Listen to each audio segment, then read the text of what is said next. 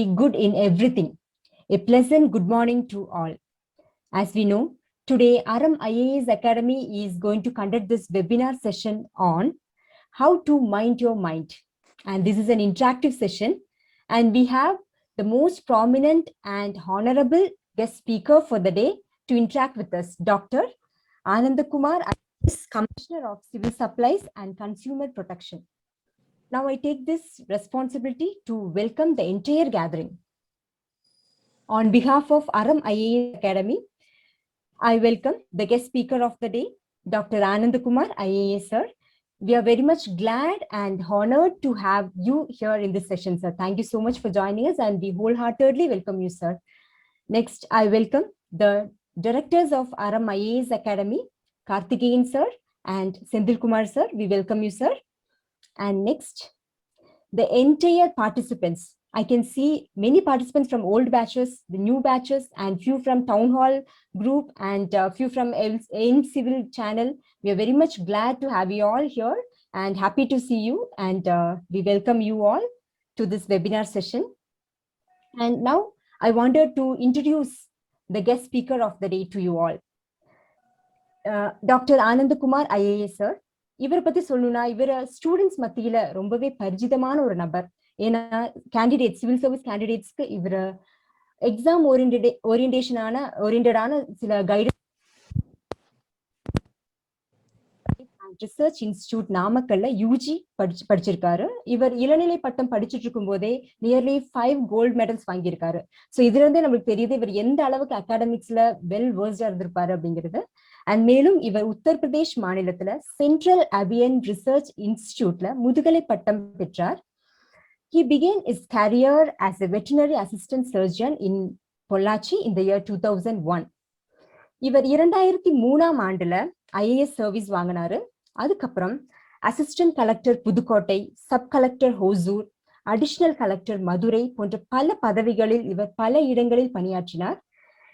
குறிப்பாக இவரை பத்தி ஒன்று சொல்லணும்னா இவர் 2011ஆம் ஆண்டுல ஈரோடு மாவட்டத்துல கலெக்டரா இருந்த போது இவர் தன்னுடைய மகளை ஒரு கவர்மெண்ட் ஸ்கூல்ல சேர்த்தி படிக்க வச்சாரு. So he is a live example for சிம்பிளிசிட்டின்னு சொல்லலாம். இந்த காலத்துல சாதாரண ஒரு மனுஷன் கூட தன்னுடைய பிள்ளைகளை பெரிய பிரைவேட் ஸ்கூல்ஸ்ல எல்லாம் சேர்த்தி நிறைய செலவு பண்ணி படிக்க வைக்கணும்னு நினைக்கும் போது he lived as an example to live what is to show us what is simplicity. And இவரோட இன்னொரு சிறப்பு அம்சம் சொல்லணும்னா இவர் நிறைய புத்தகங்கள் எழுதியிருக்காரு, especially for the students. So I just list out a very few names of his books like பூக்கள் நாளையும் பூக்கும், படிப்படியாய் படி, உயிர் தேடும் உள்ளம், தேர்வு வாழ்க்கையும் வாழ்க்கை தேர்வும், etc. And I said that he is very much well versed in his academics. At the same time, he had various interests in other areas too, like reading. He had played for Tamil Nadu Cricket Association, and he is still playing for Chennai Football Association, etc. And dear sir, it's a huge pleasure to have you here, sir. And I would like to give this session to you, sir. Please take over the session. And before that, dear students, you can ask the doubts in the chat box and sir will be addressing your doubts. Yes, thank you, sir. Thank you so much, ma'am. It was so nice coming back to this forum. சில வாரங்களுக்கு முன்னால், குறிப்பாக சொல்லணும் 2 வாரங்களுக்கு முன்னால் நம்ம வந்து ஒரு செஷன் மைண்ட் சயின்ஸ் அப்படின்ற தலைப்பில் எடுத்தோம். அதில் ஒரு பிபிடி ஆரம்பித்து அதில் கிட்டத்தட்ட 3 ஸ்லைடு தான் நம்ம பார்த்தோம். ஸோ இன்னைக்கு வந்து அதனுடைய தொடர்ச்சியை வந்து வேற ஒரு title, how to mind your mind அப்படின்ட்டு. தலைப்புகள் வேற மாதிரி இருந்தாலும் நம்ம சொல்லக்கூடிய விஷயங்கள் பொதுவாகவே ஏற்கனவே, அதாவது எழுதப்பட வேண்டிய விஷயங்கள் எல்லாம் ஏற்கனவே எழுதப்பட்டு விட்டனன்னு சொல்லுவாங்க. அது மாதிரி நாம டேனியல் காக்னிமேன், டேனியல் கில்பர்ட், அப்புறம் டேனியல் கோல்மேன், இவங்களை பற்றிலாம் நம்ம வந்து சிவில் சர்வீஸ் சிலபஸில் இருக்கு. டேனியல் கோல்மனோடைய emotional intelligence is a very important subject for life. So இந்த வாழ்க்கையில் நம்ம வந்து மிகச்சிறப்பாக பெர்ஃபார்ம் பண்ணுறதுக்கான மிக முக்கியமான ஒரு யுக்தி அல்லது ஒரு வாழ்க்கை முறையாக நம்ம தெரிஞ்சு கொள்ள வேண்டிய விஷயம் பார்த்தீங்கன்னா எமோஷனல் இன்டெலிஜென்ஸ், உணர்வு சார் நுண்ணறிவு என்று சொல்லக்கூடியது. ஸோ அதுக்கு வந்து நம்ம வந்து நம்மளுடைய மைண்டை பத்தி தெரிஞ்சுக்க வேண்டியது, சில அடிப்படை விஷயங்களை தெரிஞ்சுக்க வேண்டியது ரொம்ப பலனுள்ளதாக இருக்கும், தேவையானதாகவும் இருக்கும். அந்த வகையில தான் நம்ம இன்னைக்கு வந்து மனசை பத்தி நம்ம தெரிஞ்சுக்கிறதுக்காக ஏற்கனவே ஆரம்பிச்ச பாயிண்ட்ஸை தொடர்ச்சியா நம்ம சில தியரிட்டிக்கல் நாலேஜை நம்ம கொண்டு வரோம். இப்போ வந்து கிட்டத்தட்ட 11:15 ஆகுது. So we'll go up to 12:15. 12 o'clock வரைக்கும் நம்ம பேசிட்டு அதுக்கப்புறம் நீங்க நினைவுபடுத்துங்க. நம்ம ஒரு 15 minutes will talk in interactive session so that we will share our feedback about the what we discussed today and what you feel about this subject அப்படின்றத நம்ம தெரிஞ்சுக்கிட்டோம்னா that will help us to explore more in this line. Civil service சிலபஸ்க்கும் நம்மளுடைய இந்த Daniel Kahneman, Daniel Goleman, emotional intelligence இந்த மாதிரியான mind related திங்ஸ்க்கும் நேரடியான தொடர்பு எவ்வளோ இருக்கு, மறைமுகமான தொடர்பு எவ்வளோ இருக்கு, அந்த சிலபஸ்ல என்ன சொல்லியிருக்காங்க, ஆட்டிடியூட்னா என்ன, ஆப்டிடியூட்னா என்ன, அப்புறம் வந்து எமோஷனல் இன்டெலிஜென்ஸை எப்படி யூஸ் பண்றாங்க, philosophers of so many philosophers, world philosophers, Indian philosophy, இது எல்லாத்தையும் அந்த சிலபஸ்ல கொண்டு வந்திருக்காங்க. ஸோ அதை எல்லாத்தையும் நம்ம கவர் பண்ற மாதிரி இப்போ எக்ஸிஸ்டென்சியலிசம்னா என்ன, நிகலிசம்னா என்ன, அப்புறம் எல்லா மாதிரியான பிலாசபிக்கல் கருத்துக்களையும் நான் ஒரு வருடம் இந்த மாதிரியான நண்பர்களோட ஆசிரியர்கள்னு உங்களை சொல்வது வழக்கம். ஏன்னா நீங்க வந்து உங்கள்ட்ட இருந்து தான் நான் கத்துக்கிறேன். இன்னைக்கு ஒரு முறை விடுமுறையில நம்ம வந்து ஒரு சொந்த வேலையாக திருப்பூர் வரையிலும் வந்திருந்தாலும் கூட இங்கிருந்து உங்களோட நம்ம இன்டராக்ட் பண்றோம் அப்படின்ற மகிழ்ச்சிக்கான அளவு வந்து எல்லை வந்து மிக விரிந்தது. இதன் மூலமாக என்னுடைய படிக்கணும், தொடர்ந்து படிக்கணும், தொடர்ந்து படிச்சதை பகிர்ந்து கொள்ள வேண்டும் அப்படின்ற ஆர்வமும் தொடர்ந்து தளராமல் இருப்பதற்கு ஒரு முக்கியமான காரணமாக ஆசிரியர்களாக நீங்கள் இருக்கிறீர்கள் என்றால் மிகையாகாது. எனவே எல்லாருக்கும் வணக்கம். நம்ம வந்து பாலா சார், நம்ம அந்த பிபிடியை ஆன் பண்ணலாம். சென்ற வாரத்துல வந்து நம்ம ஆரம்பிச்சு பொதுப்படையான சிலபஸை பத்தி எல்லாம் நம்ம பார்த்துக்கிட்டே இருந்தோம். அப்போ வந்து இந்த மைண்ட் சயின்ஸ் என்ற தலைப்புல நம்ம நான் யார் அப்படின்ற கேள்விக்கு விட தெரியணும் அப்படின்னு சொன்னோம். கீப் இட் சிம்பிள் அப்படின்ற நெக்ஸ்ட் ஸ்லைடு, இதெல்லாம் ஏற்கனவே பார்த்தது. ஸோ அதுல இருந்து நம்ம பார்க்க போற விஷயத்த நம்ம சொல்லுவோம். கீப் இட் சிம்பிள் ஸ்டூபிட் அப்படின்னு சொல்லியிருந்தோம். நிறைய நண்பர்கள், ஆசிரியர்கள், அதாவது நம்மளுடைய வகுப்புகளை அட்டன் பண்ணக்கூடியவங்க மீண்டும் அட்டன் பண்றீங்க. ஸோ இந்த வகுப்புல வந்து நம்ம ஒரு சின்ன வீடியோ பார்க்க போறோம். போன தடவை பார்ப்போம்னு நினைச்சோம், நம்ம பார்க்கல. பட் அதை பத்தி நம்ம வந்து சொல்லும் பொழுது நீங்க அதுக்கு விடை ஏற்கனவே தெரிந்தவங்க வந்து அதை சொல்லாம இருக்கிறது புதுசாக தெரிஞ்சு கொள்பவர்களுக்கு ரொம்ப பலனுள்ளதாக இருக்கும். ஏற்கனவே தெரிஞ்சவங்க வந்து அதை அடுத்த லெவல் திங்கிங்க்கு யூஸ் பண்ணலாம். ஸோ அந்த ஒக்காம்ஸ் ரேஷர் அப்படின்றத பத்தியும் நான் சென்ற வகுப்புல சொல்லியிருந்தேன். நம்ம ஏதாவது ஒரு விஷயம் நடக்குதுன்னா அதுல எக்ஸ்ட்ரீம் பாசிபிலிட்டி தான் நடந்திருக்கு, அது காரணம் அப்படின்னு நம்ம நினைச்சிடக்கூடாது. ஃபார் எக்ஸாம்பிள், நம்ம இங்க உட்கார்ந்து பேசிட்டு இருக்கோம், பின்னாடி ஒரு ஜன்னல் இருக்கு, ஜன்னலுக்கு வெளியே வந்து ஒரு குதிரை வர மாதிரி ஒரு சவுண்டு கேக்குது அப்படின்னா, அப்படி சத்தம் கேட்ட உடனே வெளியே வந்து ஜீப்ரா தான் வருது அப்படின்னு நம்ம நினைக்க கூடாது. மேக்சிமம் குதிரையா இருக்கலாம், அல்லது இப்போதைக்கு இருக்கிற சூழ்நிலையில அது வந்து ஒரு மியூசிக் பிளேயர்ல இருந்து வரக்கூடிய சவுண்டா இருக்கலாம், டிவி சவுண்டா வச்சிருந்திருப்பாங்க, அதுல இருந்து வரலாம், அப்படிதான் நம்ம நினைக்கணும் ஒழிய இது வெளியே ஜீப்ரா இருக்கும் அப்படின்னு நினைச்சோம்னா அது ஒக்காம்ஸ் ரேசர் வச்சு கட் பண்ணணும். அதாவது நம்மளுடைய திங்கிங், நம்மளோட டெசிஷன் மேக்கிங்ல வந்து நம்ம எக்ஸ்ட்ரீம் ஈவெண்ட்ஸை நம்ம ஃபேக்டர் இன் பண்ணிடக்கூடாது. ஸோ இப்போ வெளியில நல்ல வெயில் அடிக்கிற சூழ்நிலையில வந்து நமக்கு அடுத்து நம்ம மழை வரும் அப்படின்னு நினைச்சோம்னா ஒரு பெருமழையா வருமா அல்லது சாதாரண மழையா வருமா அப்படின்னா கூட எக்ஸ்ட்ரீமா நம்ம ஏதாவது திங்க் பண்ணோம்னா அது எல்லாத்தையும் நியூட்ரலைஸ் பண்றதுக்காக ஒக்காம்ஸ் ரேசரை நம்ம யூஸ் பண்ணலாம். நீங்க இதை எதுக்காக நம்ம சொல்ல வந்தோம்னா, நம்ம டெசிஷன் மேக்கிங்ல இதெல்லாம் ஒரு ரோல் பிளே பண்ணுது அப்படின்னு தெரிஞ்சுக்கிறதுக்காக சென்ற வகுப்புல இதை பத்தி பேசணும். அடுத்து ஸ்லைட் போன். Did you ever ask what, who, where, when, how, why? சாக்ரட்டிஸோட கேள்விகள்ல இருந்து ஆரம்பிச்சது. வாட், ஏன் என்ற கேள்வி ஏன் கேட்க போறோம், ஏன் நம்ம வந்து சிவில் சர்வீஸ் எழுதணும்னு நினைக்கிறோம். ஹூ ஆம் ஐ, அடுத்த ஸ்லைட்ல ஹூ ஆம் ஐ அப்படின்னு கேட்டவங்க யாரு, அது ரமண மகரிஷி பத்தி சொன்னோம். பால் பிரண்டன் வந்து சர்ச் இன் சீக்ரெட் இந்தியா அப்படின்ற புத்தகத்தை எழுதியிருக்காருன்னு சொல்லி இந்த வகுப்புக்கு வரும்போது நம்ம நிறுத்தினோம். அடுத்து வரக்கூடிய விஷயம் வந்து டேனியல் காஹ்னிமனுடைய கான்செப்ட். அந்த கான்செப்ட்ல என்ன சொல்றாங்கன்னா, ஒரு நம்மகிட்ட எவ்வளவு மைண்ட் இருக்கு, மைண்டை வந்து ஒரு சிஸ்டம் அப்படின்ற பேர்ல அவர் சொல்றாரு. அதை பத்தி தெரிஞ்சு கொள்றதுக்காக நான் ஒரு கேள்வி கேட்கிறேன். இந்த கேள்வி வந்து டேனியல் காக்னிமனுடைய திங்கிங் ஃபாஸ்ட் அண்ட் ஸ்லோ அப்படின்ற புத்தகத்துல இருந்து எடுக்கப்பட்ட கேள்வி. இந்த கேள்வியை வந்து நம்ம வகுப்பு அட்டன் பண்ணவங்க வந்து ஏற்கனவே அட்டன் பண்ணவங்களுக்கு அது தெரிஞ்சிருக்கும். ஸோ அதனால ஏற்கனவே அட்டன் பண்ணவங்க பதில் சொல்லாம புதுசா அட்டன் பண்றவங்க மட்டும் அந்த கேள்விக்கு பதில் சொன்னீங்கன்னா பரவாயில்ல. கேள்வி என்ன அப்படின்னா, ஒரு ஊர்ல வந்து ஒரு அம்மாவும் ஒரு சின்ன பையனும் வந்து ஒரு கடைக்கு போறாங்க. அந்த கடையில வந்து ஒரு கிரிக்கெட் பால் பேட்டும் வாங்குறாங்க. அடுத்த ஸ்லைடு போலாம். அடுத்த ஸ்லைட்ல வந்து அந்த கிரிக்கெட் பால் பேட்டோட விலையை பத்தி சொல்லியிருந்தாங்க. ஒரு பால் ஒரு பேட் ரெண்டும் வாங்க. இந்த பால் பேட் ரொம்ப காஸ்ட்லியா இருக்கும். எனிவே நம்ம அந்த ஒரு சின்ன பொம்மை பேட்டு பால் வாங்குறதா வச்சுப்போம். 110 ரூபா இமேஜின் பண்ணிக்கோங்க. ஸோ அப்படி இருக்கும்போது அந்த பால் பேட்டுக்கு வந்து மொத்த விலை வந்து 110 ரூபா. அடுத்த ஸ்லைட். இதுக்கான பதில சொல்லும் பொழுது நீங்க வந்து வேகமா சொல்ல வேண்டியிருக்கும். உடனே என்ன தோணுதோ மனசுக்கு அதைத்தான் சொல்லணும். அடுத்த slide Bala. Bat cost is 100 rupees more than the ball. Very simple question. அதனால நீங்க வந்து அடுத்த செகண்ட்ல நீங்க அந்த கேள்விக்கான பதில் சொன்னீங்கன்னா ரொம்ப யூஸ்ஃபுல்லா இருக்கும். பாலும் பேட்டும் 110 ரூபா, பேட்டட் வந்து 100 ரூபாய் விலை அதிகமா இருக்கு. அப்போ அந்த கேள்வி என்ன அப்படின்னா ரெடி ஆயிக்கோங்க. ரொம்ப அதிகமா யோசிக்க டைம் எடுத்துக்க கூடாது. அடுத்த கேள்வி அடுத்த ஸ்லைட்ல இருக்கு. How much does the ball cost? இப்போ நீங்க வந்து விலை நிறைய பேர் போடுறீங்க. 10, மஞ்சுளா 10. அடுத்த ஸ்லைடு.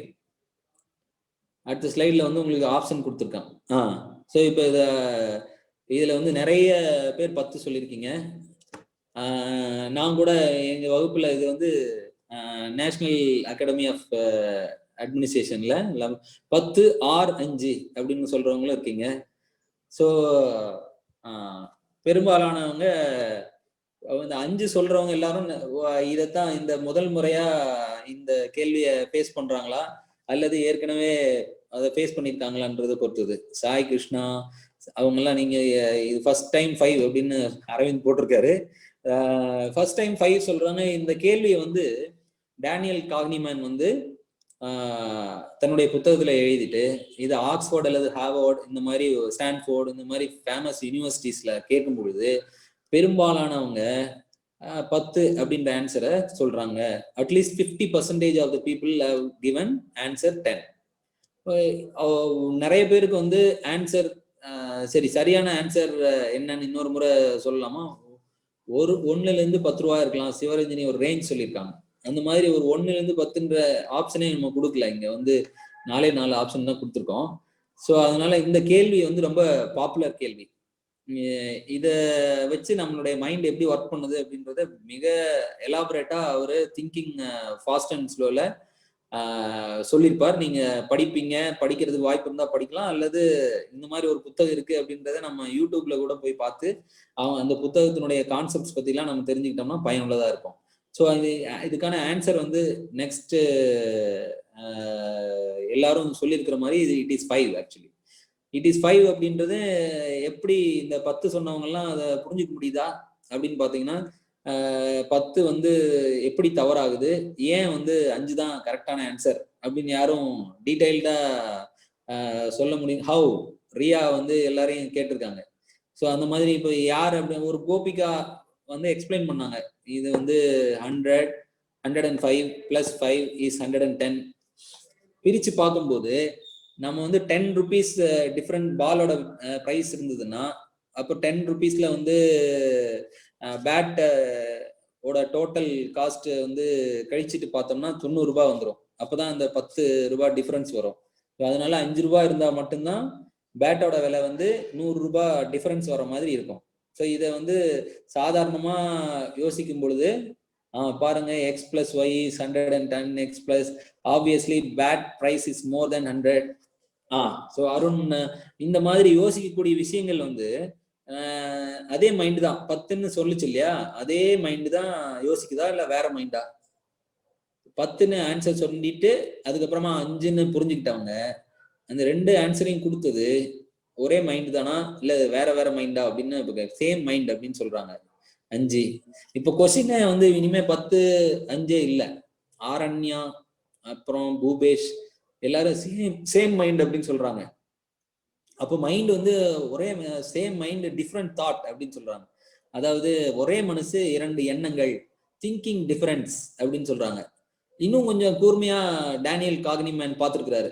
இந்த கேள்வி மட்டும் வைக்காம நிறைய விஷயங்கள்ல டக்கு டக்குன்னு ஓகே மங்கி மைண்ட் அப்படின்னு வேற ஞானவல்லி சொல்றாங்க. ஹியூமன் மைண்ட் தான் ஆக்சுவலா. நம்மளே நம்மளை திட்டிக்கிற மாதிரி ஆயிடாதா அப்படின்னா? ஸோ அதனால நீங்க அப்ப நாம இப்ப கேட்க வேண்டிய கேள்வி என்னன்னா 10 மைண்ட் ஆஃப்டர் எவால்விங். ஸோ இந்துஸ்ரீ என்ன சொல்றாங்கன்னா 10ன்னு சொல்லும்போது நம்ம வந்து கொஞ்சம் கம்மியா எவால்வ் ஆயிட்டோம், கொஞ்ச நேரத்துல ஆன்சர் வந்து 5 அப்படின்னு கண்டுபிடிக்கிறதுக்காக கொஞ்சம் ஒரு எவல்யூஷனரி சேஞ்ச் நம்ம மனசுலயே அண்டர்கோ ஆயிருக்கு அப்படின்னு சொல்லி ஒரு புது சார்லஸ் டார்வின் லெவல்ல அவர் எவல்யூஷனை அவங்க வந்து திங்க் பண்றாங்க. ஆக்சுவலா அவ்வளவு சீக்கிரமா எவல்யூஷன் நடந்துட போறது இல்ல. எவல்யூஷன் ஜெனரேஷன்ஸ் மேல மில்லியன்ஸ் ஆஃப் இயர்ஸ்ல தான் எவல்யூஷன் நடக்குது. ஸோ மிஸ் கால்குலேஷன் தான் ஆயிருக்கு அப்படின்னு ஜஸ்ட் அதை மிஸ் கால்குலேஷனா நம்ம வந்து இட் இஸ் ஜஸ்ட் மிஸ்டேக் அப்படின்னு தள்ளிட முடியாது அப்படின்னு டேனியல் காக்னிமேன் என்ன பண்ணாரு, ரொம்ப ரிசர்ச் பண்ணி அடுத்த ஸ்லைட் போலாம். அடுத்த ஸ்லைட்ல நம்ம மைண்டுக்கு வந்து ஆக்சுவலா 2 விதமான மைண்ட் இருக்கு அப்படின்னு போட்டுட்டு அதை வந்து சிஸ்டம் அப்படின்னு கிளாசிஃபை பண்ணார். எந்த ஒரு விஷயத்திலையும் நம்ம வந்து 2 வகையான சிஸ்டம்ஸ்ல ஆப்ரேட் பண்றோம். எல்லாரும் ஹியூமன் பீயிங்ஸ்க்கு 2 மைண்ட் இருக்கு, 2 விதமான சிஸ்டம்ஸ் இருக்கு அப்படின்னு அவர் கண்டுபிடிச்சு தியரி சொன்னார். புத்தியும் மனசும் வேறையா அப்படின்னு ரெட்மி கேக்குறாங்க. புத்தி மனசு, அறிவு மனசு ஒன்னு 2 மனம் அப்படின்னு சொல்றாங்க. ரொம்ப ஆழமா யோசிக்க வேண்டிய விஷயம்தான். அதனாலதான் மைண்ட் யுவர் மைண்ட் அப்படின்னு சொன்னேன். மனசு எப்படி இருக்கு அப்படின்னு ரொம்ப ஆராய்ச்சி, பிரெயின் வர்சஸ் ஹார்ட் அப்படின்னு சொல்றாங்க. இந்த ஆராய்ச்சிகள் எல்லாம் உளவியலாளர்கள் பண்ணும் பொழுது அவங்களுக்கு தெரிய வந்த விஷயம், இந்த டேனியல் காக்னிமேன் சார் அவர் வந்து நோபல் பிரைஸ் வாங்கினார். நோபல் பிரைஸ் எதுக்காக வாங்கினாரு?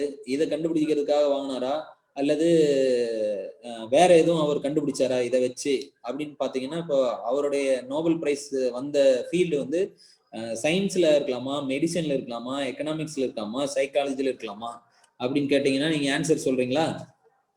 சயின்ஸா எக்கனாமிக்ஸா அப்படின்னு பாத்தீங்கன்னா அவர் எக்கனாமிக்ஸ்ல பிரைஸ் வாங்கியிருக்காரு.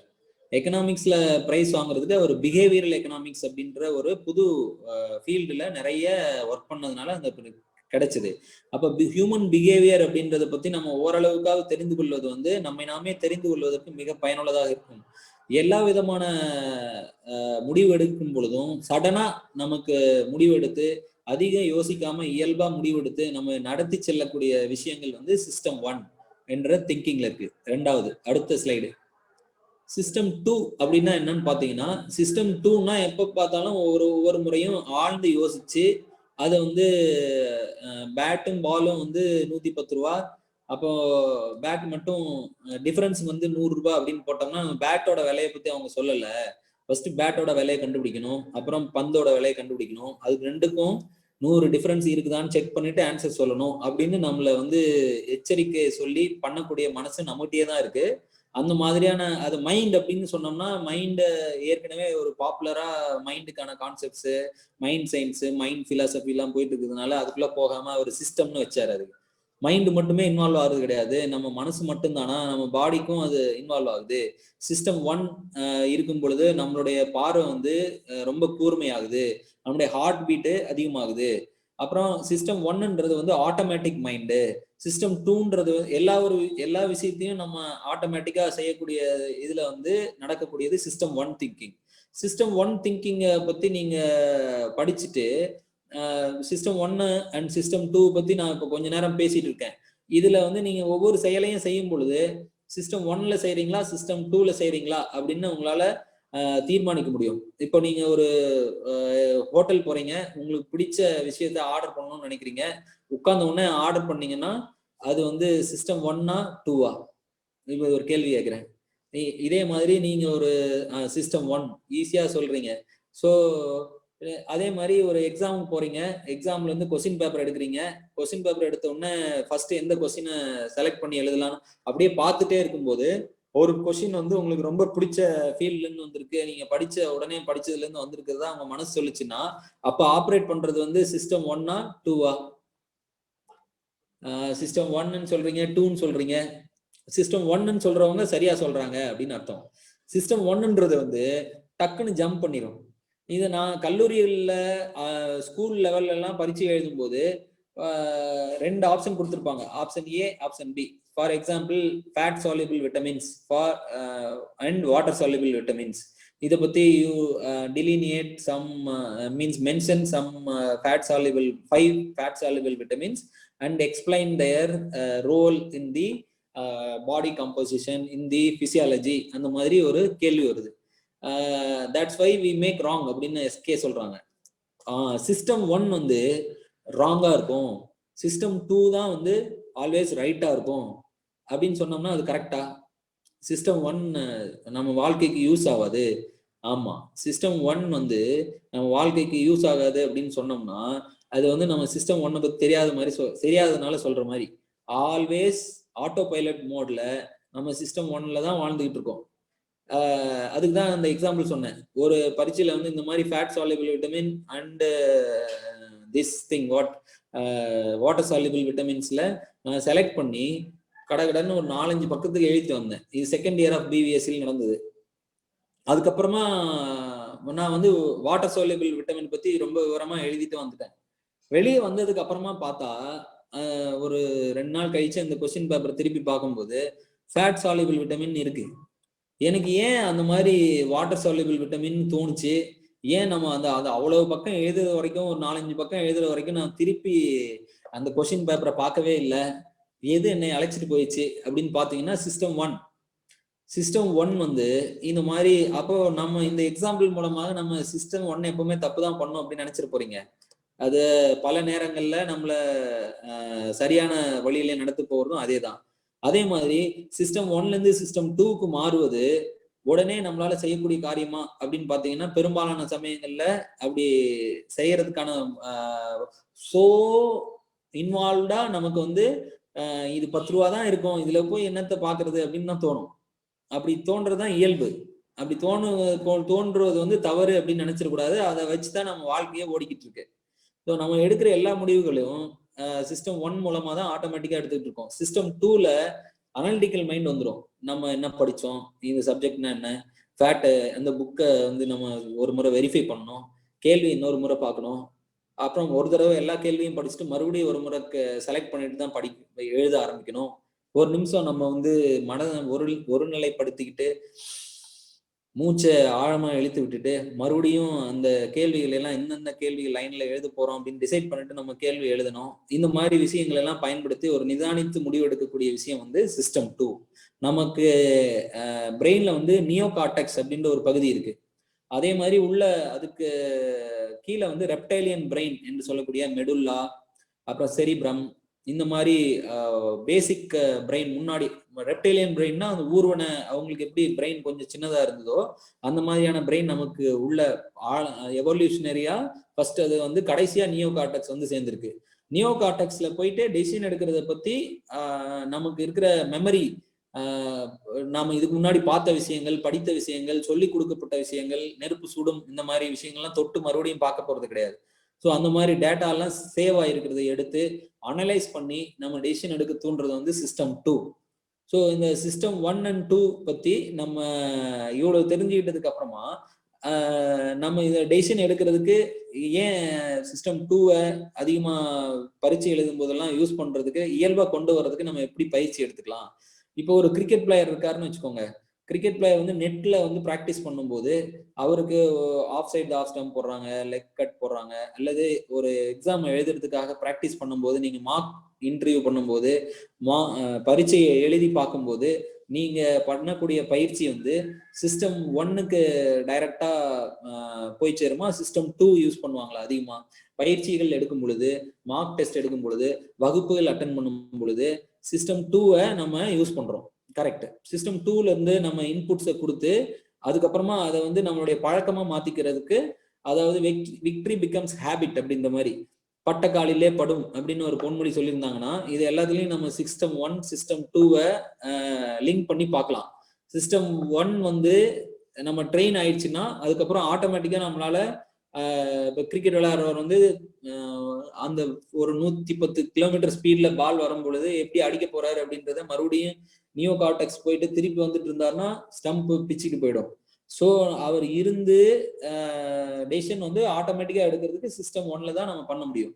ஸோ ஒரு ஃபெரோசியஸ் டாக் துரத்திட்டு வர்றது நம்ம தப்பிச்சு ஓடணும்னு நினைக்கும் போது அது என்ன ப்ரீடா இருக்கும், அல்சேஷனா இருக்குமா, அதுக்கு வேக்சின் போட்டிருப்பாங்களா, அது கடிச்சதுன்னா எவ்வளவு ஆழமா கடிக்கும், நம்ம அது என்ன கிலோமீட்டர் ஸ்பீட்ல வருது, நம்ம எவ்வளவு ஸ்பீட்ல ஓடணும், அதுக்கப்புறம் ஒண்ணு அது வந்து அந்த நாய் வந்து கம்பி வலைக்கு அந்த பக்கம் இருக்குதா, கம்பி வலை தாண்டி வரப்போகுதா, கதவை தாண்டி வரப்போகுதா, காம்பவுண்ட் வாழை குதிச்சு அதுக்கு முடியுமா, இந்த அளவுக்கு அனலைஸ் பண்றதுக்கு முன்னாடியே நம்ம ரியாக்ட் பண்ணிடுவோம்.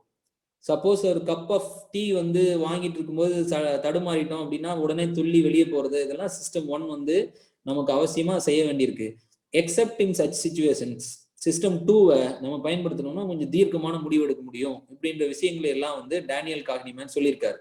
இப்போ நம்ம சிஸ்டம் 1 யூஸ் பண்றோமா சிஸ்டம் 2வை யூஸ் பண்றோமா அப்படின்னு பாக்குறதுக்கு ஈஸியா ஒரு ஸ்டான்ஃபோர்டு இந்த ஹார்வர்ட் யூனிவர்சிட்டியில எல்லாம் ஒரு சயின்டிஸ்ட் வந்து சைக்காலஜிஸ்ட் வந்து ஒரு டெஸ்ட் கண்டுபிடிச்சாங்க. அந்த டெஸ்ட்ல நம்ம போறோம். நம்ம சொல்லக்கூடிய விஷயத்துல என்ன சொல்லுவோம்னா, வெள்ளை சட்டை போட்டிருக்கிறவங்க எவ்வளவு முறை பால் பாஸ் பண்றாங்க அப்படின்ற கேள்விதான் நம்ம கேட்க போறோம். திருப்பி இந்த ஒரு வீடியோ, சின்ன ஷார்ட் வீடியோ நம்ம பார்ப்போம். அந்த வீடியோவை பார்க்கும் பொழுது நம்ம திருப்பி மறுபடியும் பார்க்கறதுக்கான சான்ஸ் இருக்காது. ஸோ நீங்க வந்து உங்க மைண்டை வந்து ஃபோக்கஸ் பண்ணி இந்த பாலை பாஸ் பண்றதையே பார்த்தால் ஒழிய கரெக்டா அதை எண்ண முடியாது. அது திருப்பவும் நம்ம போட போறது இல்லை, அதனால கூர்மையா அதை மட்டுமே பார்க்கணும். பாலா சார், நீங்க அந்த அடுத்த ஸ்லைடு பாருங்களேன். லுக் ஷார்ப்லி அப்படின்ற ஒரு ஸ்லைடு. ஸோ இது வந்து நம்ம கேன் வி கவுண்ட் ஷார்ப்லி அப்படின்னு சொல்றது என்னன்னா, இதுல ஒரு டீம் இருக்கும். அந்த டீம்ல கருப்பு சட்டை போட்டவங்க இருப்பாங்க, வெள்ளை சட்டை போட்டவங்க இருப்பாங்க. வெள்ளை சட்டை போட்டவங்க எவ்வளவு முறை இந்த பாலை பாஸ் பண்றாங்க அப்படின்னு நம்ம கவுண்ட் பண்ணணும். அந்த வீடியோ தயாராகி ஆன் பண்ண பிறகு நம்ம திருப்பி அந்த பார்க்க முடியாது. கொஞ்சம் நெட்வொர்க் ஸ்லோவா இருக்கும்போது உங்களுக்கு ஸ்லோ மோஷன்ல வர மாதிரி இருக்கும். இருந்தாலும் கவுண்ட் பண்ணி பாருங்க. அதுக்கப்புறம் அதுல ஒரு கேள்வி வரும். அந்த கேள்வி எத்தனை முறை கவுண்ட் பண்ணோன்றது ஆன்சர் அதுலயே இருக்கும். இதை வந்து நம்ம ஏற்கனவே இந்த வகுப்புல யூஸ் பண்ணியிருக்கோம்.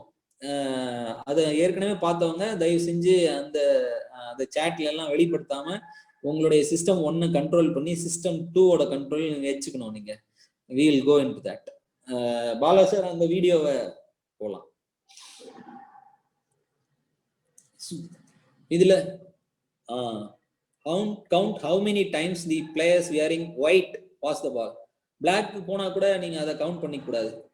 now we can start the time. அதுக்கப்புறம் நம்ம பேச மாட்டோம், அதுவே சைலண்ட் வீடியோ தான்.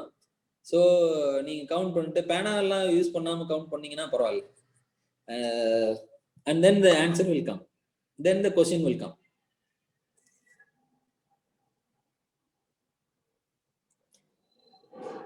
white இருக்காங்க, black இருக்காங்க, only white.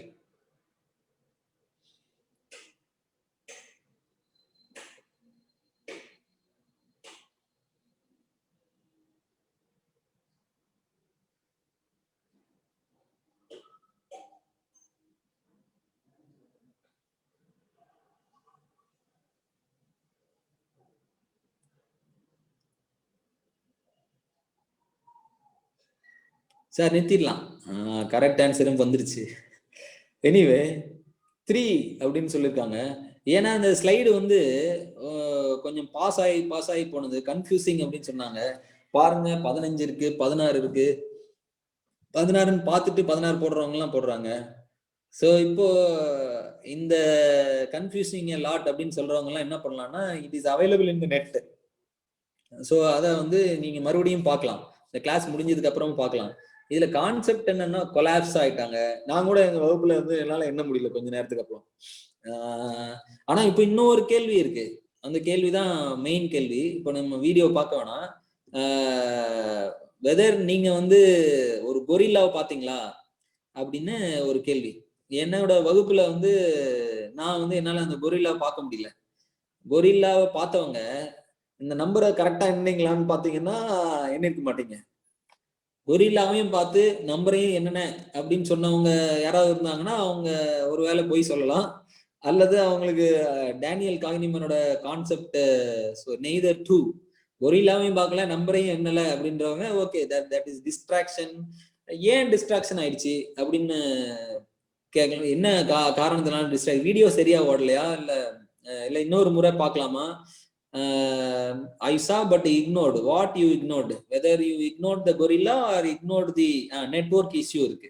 கொஞ்சம் பேருக்கு இருக்கு, எனக்கு கூட இருந்ததுன்னு நினைக்கிறேன். பட் ஆனா நீங்க இது முடிஞ்சதுக்கு அப்புறம் இட் இஸ் நாட்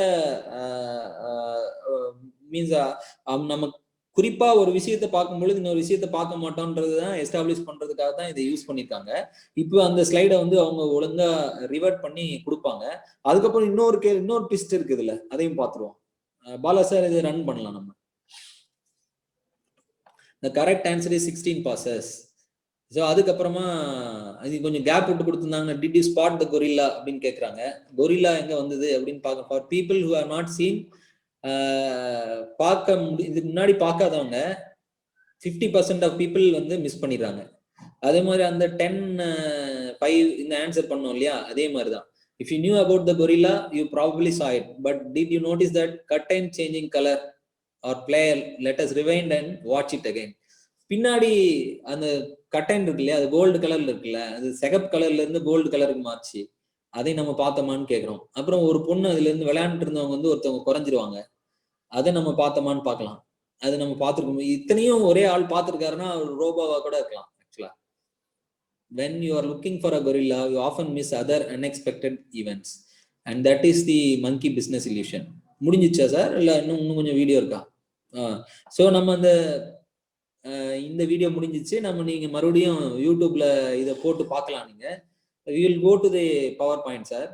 இதுல நம்ம டிஸ்கஸ் பண்ண வேண்டிய விஷயம் என்னன்னா, நம்மளால ஏன் வந்து கொரில்லாவை பார்க்க முடியல அப்படின்றதுக்கு காரணம் சொல்ல முடியுமா? கொரில்லாவை நான் தான் பார்த்தனே அப்படின்னீங்கன்னா ஏன் கவுண்ட் பண்ண முடியல? சரி, அப்படியே நம்ம கவுண்ட் பண்ணிருந்தோம் அப்படின்னா, அதையும் பார்த்துட்டோம் அப்படின்னா, கலர் சேஞ்ச் ஆனதை நம்ம முதல்ல பார்த்தோமா? focused on the balls, Lakshmi Gowri சொல்றாங்க. focus, concentration, attention, concentration ball மேல இருந்துச்சு. we were focusing on the passes. naturally multitasking is not possible. multitasking பண்ணாதான் நிறைய நம்மளால கத்துக்க முடியும், நிறைய பண்ண முடியும் அப்படின்னு நம்புறவங்க எல்லாம் இருக்காங்க. multitasking is good or multitasking is not possible அப்படின்னு திருமூர்த்தி சொல்றாரு. Multi tasking is possible R not அப்படின்னு கேட்கறது ஒண்ணு. மல்டி டாஸ்கிங் பண்றது ஓகேவா நாட் ஓகேவா? Is it is not okay. It is okay, it's not okay. If already set it is okay. So நம்ம வந்து சிவில் சர்வீஸ் படிக்கிறதுக்கும் மைண்ட் தி மைண்ட் அப்படின்ற இந்த டைட்டில் நம்ம கொடுக்குறோம் இல்லையா, இந்த விஷயங்கள்லாம் எவ்வளவு பேசிக்காவும் எவ்வளவு அடிப்படையாகவும் இருக்கு பாருங்க. இது சிவில் சர்வீஸ் படிக்கிறதுக்கு மட்டும் இல்லாம இது லைஃப்க்கே ரொம்ப யூஸ்ஃபுல்லா இருக்கிறதுனாலதான் நம்ம வந்து இந்த ஆங்கிள் வகுப்புகள்ல இதை நம்ம டிஸ்கஸ் பண்ணணும்னு நினைச்சோம்.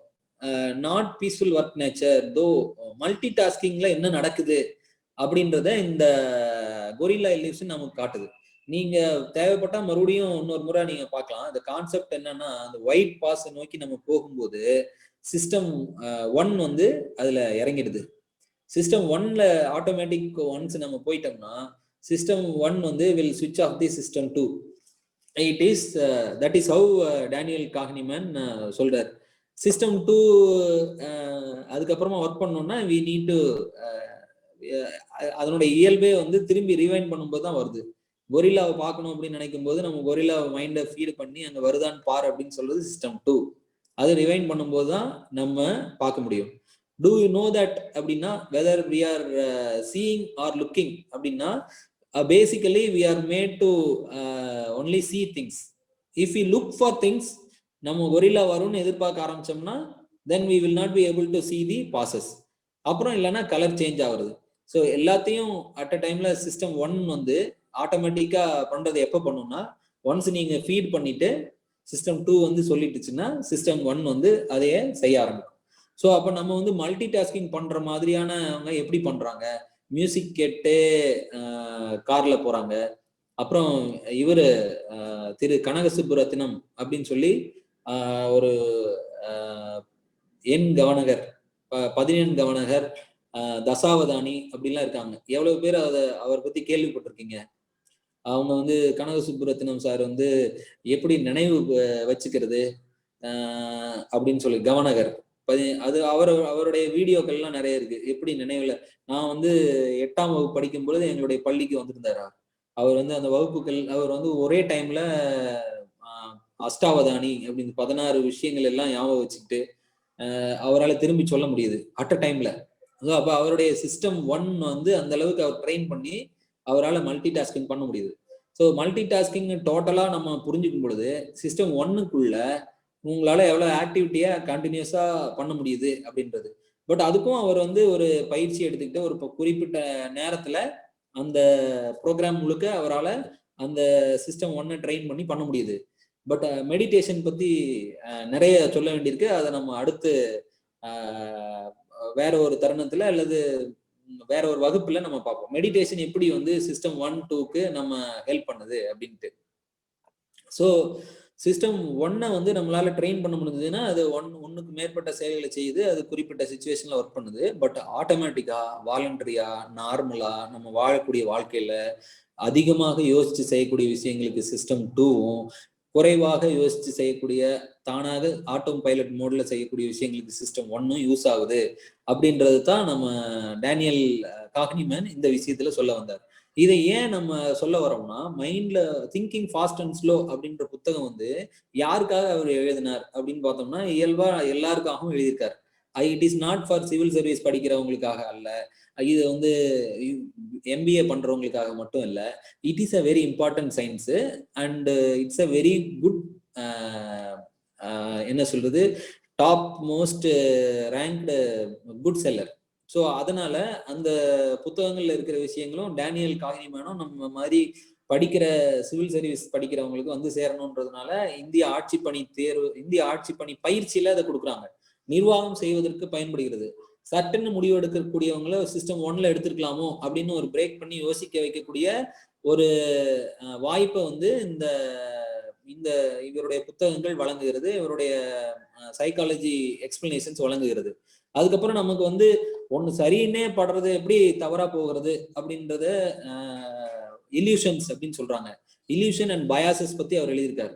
அதுக்கப்புறமா எப்படி தவறுன்னு நினைக்கிறது சரியா போகிறது அந்த மாதிரியான காக்னிட்டிவ் பயாசஸ் பத்தி நிறைய ரிசர்ச் பண்ணி இவர் எழுதியிருக்கிற இந்த புத்தகங்கள் வந்து நான் உங்களுக்கு இன்ட்ரோடியூஸ் பண்ணி வைக்கிறதுல மிகுந்த மகிழ்ச்சி அடைகிறேன். இதை பத்தி கொஞ்சம் தெரிஞ்சுக்கிட்டீங்கன்னா உங்க வாழ்க்கைக்கு பயன்படும். வாழ்க்கைக்கு பயன்படுதுன்னா படிக்க பயன்படும். அந்த எண்ணத்துலதான் நம்ம இதை ஷேர் பண்ணிக்கிட்டோம். அடுத்து இப்ப நம்ம வந்து சிவில் சர்வீஸினுடைய சிலபஸ்க்கு நான் டேனியல் காக்னிமேன் பத்தி சொன்னேன். நோபல் பிரைஸ் 2002ல வாங்கினாரு. டெசிஷன் மேக்கிங் நம்ம சிவில் சர்வீஸ் படிக்கிறோமா இல்லையா, நம்ம எக்ஸாம் மெயின்ஸ் எப்படி படிச்சு எழுத போறோம், என்ன மாதிரியான முயற்சிகள் மேற்கொள்ள போறோம், எல்லா முடிவுகளையும் நம்ம எப்படி எடுக்கிறோம் அப்படின்றத பத்தி அவர் ரொம்ப ஆராய்ச்சி பண்ணி எழுதியிருப்பாரு. எக்ஸ்பர்ட்ஸ் அப்படின்னு சொல்லக்கூடியவங்களுடைய இன்ட்யூஷன், உள் உணர்வு, ஏதோ எனக்கு காரணம் சொல்ல தெரியல, எனக்கு அதுதான் பிடிச்சிருக்கு அப்படின்ற கட் ஃபீலிங் சொல்லுவாங்கல்ல, உள்ளுணர்வு அல்லது மனசு சொல்லிச்சு அல்லது இதயபூர்வமாக நான் தேர்ந்தெடுத்த விஷயம் அப்படிலாம் நம்ம சில விஷயங்களை நம்ம பண்ணியிருக்கோம். அப்படி பண்ணியிருக்கோமா இன்ஸ்டிங் அப்படி நீங்க காரியங்களை வந்து இன்ட்யூஷன் அல்லது இன்ஸ்டிங் அல்லது இதயபூர்வம் மனசார எனக்கு பிடிச்சிருந்தது, எனக்கு சிவில் இன்ஜினியரிங் தான் பிடிச்சிருந்தது, அதனால நான் தேர்ந்தெடுத்தேன். கட் ஃபீலிங் எல்லாம் எப்பவுமே கரெக்டா இருக்குமா? டேனியல் காக்னிமேன் வந்து கட் ஃபீலிங்ல எடுக்கக்கூடிய முடிவுகளை சரின்னு சொல்லுவாரா? எனக்கு தமிழ் லிட்டரேச்சர் பிடிச்சிருந்தது, அதனால நான் சிவில் சர்வீஸ் ஆப்ஷனலா நான் எடுக்கலான் இருக்கேன். அப்புறம் நிறைய பேர் நான் உட்பட சொல்லுவாங்க, உங்களுக்கு எந்த சப்ஜெக்ட் பிடிச்சிருக்கோ அதை எடுத்து படிங்க, அப்பதான் உங்களால ஈஸியா படிக்க முடியும். ஜியாகிரபி போடவா, சைக்காலஜி போடவா, சோசியாலஜி போடவா, ஆந்த்ரோபாலஜி போடவா, mostly it will be right அப்படின்னு சுரேந்திரன் சொல்றாரு. Maximum correct, only time knows. ஆமா, இது நல்ல பதில். தீப் அவர் சொல்றாரு, என்ன முடிவு அப்படின்றத எடுத்து கொஞ்ச நாள் 2-3 வருஷம் பரீட்சைலாம் எழுதி பார்த்ததுக்கு அப்புறம் அது முடிவு கரெக்டா இல்லையான்றது தெரிஞ்சிரு போகுது. இது ஏன் சார் நம்ம ஏங்க இப்போ நம்ம முடிவு எடுக்கிறதுக்கு முன்னாடி தெரிஞ்சதுனா தானே இன்ட்யூஷனை நம்பி போலாமா, ஆல்வேஸ் கரெக்ட் அப்படின்னு திருமூர்த்தி சொல்றாரு. ஸோ அதுக்கப்புறமா இன்னும் ரிசர்ச் பண்றாங்க. சார், இன்ட்யூஷன்ல ஒரு முடிவு எடுக்கிறாங்க, ஒருத்தர் தீர ஆராய்ந்து ஒரு முடிவு எடுக்கிறாரு. சரியா? ஏன்றவர் வந்து இதுதான் எனக்கு பிடிச்சிருக்கு, இப்படிதான் நான் பண்ண போறேன், ஜியாகிரபி எடுக்கிறேன், வேற பேச்சு கிடையாது. இல்ல ஜியாகிரபி எடுத்தோம்னா சோசியாலஜி எடுக்கணும், ஆந்த்ரோபாலஜி எடுக்கணும், சிலபஸ் எல்லாம் படிச்சு பார்க்கணும், அதுல எத்தனை பேர் பாஸ் பண்ணாங்க. சிவில் சர்வீஸ் கிரானிக்கல்னு ஒரு புக் இருக்கு. அந்த சிவில் சர்வீஸ் கிரானிக்கல் புக்ல வந்து என்னென்ன சிலபஸ் எடுத்தவங்க என்னென்ன பர்சன்டேஜ்ல பாஸ் பண்ணாங்க, எந்த யூனிவர்சிட்டில இருந்தவங்க பாஸ் பண்ணாங்க, இது மாதிரி நிறைய டேட்டா இருக்கு. Data based analysis, big data, அப்புறம் பிக் டேட்டா அனலிட்டிக்ஸ், இதெல்லாம் நம்ம பண்ணிட்டு நம்ம டெசிஷன் எடுக்கணும் அப்படின்னு நினைக்கிறேன். அப்படி இல்லாம ஃபர்ஸ்ட் ஏ வந்து என்ன சொல்றாரா, இல்லைங்க ரொம்ப நாளா மனசுக்கு பிடிச்ச சப்ஜெக்ட் வந்து தமிழ் இலக்கியம், அதனால மெயின்ஸுக்கு அதை வச்சுக்கிறோம், ப்ரிலிம்ஸ் இப்போ ஆப்ஷனல் கிடையாது, அதனால நம்ம நேரா போய்கிட்டே இருக்கோம், படிக்கிறோம். மற்றதை பத்திலாம் ரொம்ப தீவிரமாலாம் ஆராய்ச்சி பண்ணும்போது நமக்கு அதுலயே டைம் போயிடும், ஒரு முடிவு எடுக்க வேண்டியது அவசியம். அதனால இன்ட்யூஷன்ல ஏ வந்து ஒரு முடிவு எடுத்துறாரு. பி வந்து அப்படி இல்லை. அவர் வந்து பல பேரை கேட்கிறாரு, நிறைய புத்தகங்களை படிக்கிறாரு, ஆராய்ச்சிகள் செய்யறாரு, கூகுள் பண்றாரு, அப்புறம் கிரானிக்கல் படிக்கிறாரு, தென் நிறைய டேட்டா கலெக்ட் பண்றாரு. அப்புறம் வந்து காம்படிஷன் சக்சஸ் ரிவ்யூல வரக்கூடிய சக்சஸ் ஆனவங்களுடைய அனுபவங்களை எல்லாம் படிச்சு செலக்ட் பண்ணி அதுக்கப்புறமா முடிவு எடுக்கிறார். ஸோ சிஸ்டம் 2ல முடிவு எடுக்கிறார், சிஸ்டம் 1ல இன்ட்யூஷன்ல முடிவு எடுக்கிறார். இப்போ நம்ம யார் முடிவு எடுத்தது சரியா இருக்கும் அப்படின்றத, இன்ட்யூஷன் வந்து சரியான முடிவு வருமானு ஃபர்ஸ்ட் பேசிட்டு இருந்தோம்ல, அதுக்கப்புறம் நம்ம தீப் சொல்ற மாதிரி இந்த முடிவுகள் வந்து நடந்து முடிஞ்சிருது. ஒரு 2 வருஷம் 3 வருஷம் கழிச்சு அந்த முடிவு வந்து ஆக்சுவலா தவறா போயிடுதுன்னு வச்சுப்போம். யார் வந்து அதிக வருத்தப்படுறாங்க அப்படின்னு ஒரு கேள்வி. ஒரு அப்பவே ரொம்ப ஆழமா யோசிச்சு நம்ம முடிவு எடுத்திருந்தா பரவாயில்ல அப்படின்னு இன்ட்யூஷன் சொன்னவரு ரொம்ப ஒரு வருத்தப்படுறாருன்னு வச்சுக்கோங்க. இவர் வந்து அப்பவே நம்ம இன்ட்யூஷன்ல முடிவு எடுத்திருந்தா பரவாயில்ல, ரொம்ப ஆராய்ச்சி பண்ணி நம்ம தப்பு பண்ணிட்டோம், அது தப்பாகி போயிடுது, முடியல. இப்ப யார் அதிகமா ஃபீல் பண்ணுவாங்க? ஏ ஃபீல் பண்ணுவாரா, பி ஃபீல் பண்ணுவாரா? போத் அப்படின்னு சொல்றாங்க சில பேர், நிறைய பேர் பின்னு சொல்றாங்கல்ல.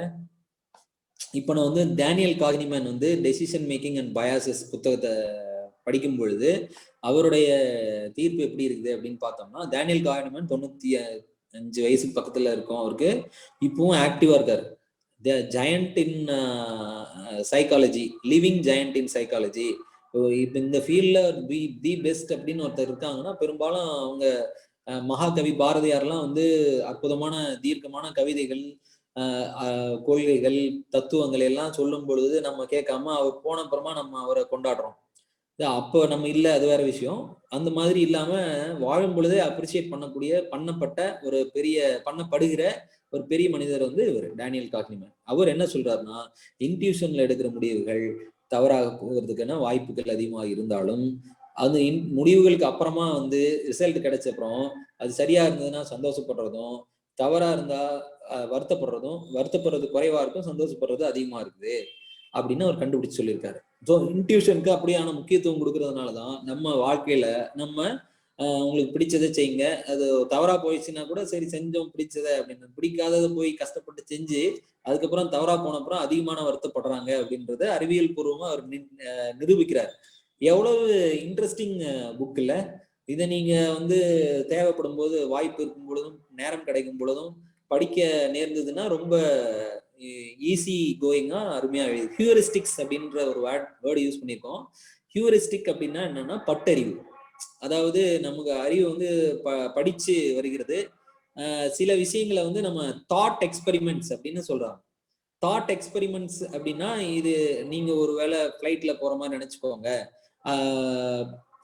நினைச்சுக்கிட்டு சப்போஸ் கதவு திறந்திருந்ததுன்னா அதை நம்ம வந்து லாக் பண்ணணும் அப்படின்ற மாதிரி சில சைமுலேஷன் மனசுலயே நம்ம வந்து எக்ஸ்பெரிமெண்ட்ஸ் கொடுப்பாங்க. இப்ப நம்ம சொன்னோம் இல்லையா, அந்த பேட் அண்ட் பால், அப்புறம் அந்த மனசுலயே திங்க் பண்ணிக்கிட்டு இப்படி இருந்தா என்ன பண்ணுவீங்க அப்படின்னு திங்க் பண்ணும்போது வரக்கூடிய விஷயங்கள் எல்லாம் வந்து நம்ம ஹியூரிஸ்டிக்ஸ் மூலமா கத்துக்கொள்ளக்கூடிய விஷயங்கள்.